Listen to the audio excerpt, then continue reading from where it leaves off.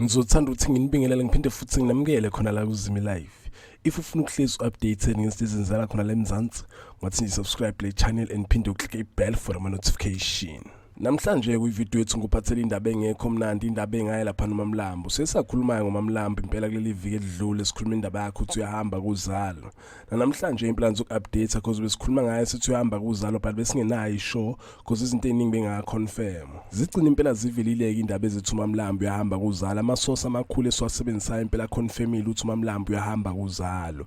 Even shamathiza alo lapha na uZala ngawo February nawo futhi avezile ukuthi uMamlambo uzobe engekho nangawo lapha na uMarch uzobe ngekho kuZalo. Atheka amasource impela mayiveza ke isizathu ukuthi why uMamlambo ehamba kuZalo baveza impela ukuthi kumele yonake political party kama wakhe NFP.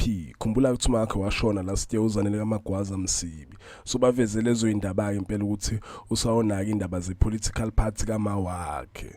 Yizo ke indaba bengifuna ukutshela zona ngikuconfirmela indaba yakhe uMamlambo because abantu abaningi kade beyibuza ke imibuzo. Khumbula ke na uZalo impela waveza ukuthi uzoshiya kwaMashu. Ukushiya kwakhe kwaMashu indlela ahamba ngakho lapha kuZalo, which means umuntu osazobuya kuZalo noma singazini because abazi baveza ukuthi uzobuya nini, kodwa ke nami ngizokucheckela emakhamba isikhathi. Bengifuna nje uku-update ngazo lezo indaba zakhe uMamlambo. Engithi ke nje danke, ngiyabonga.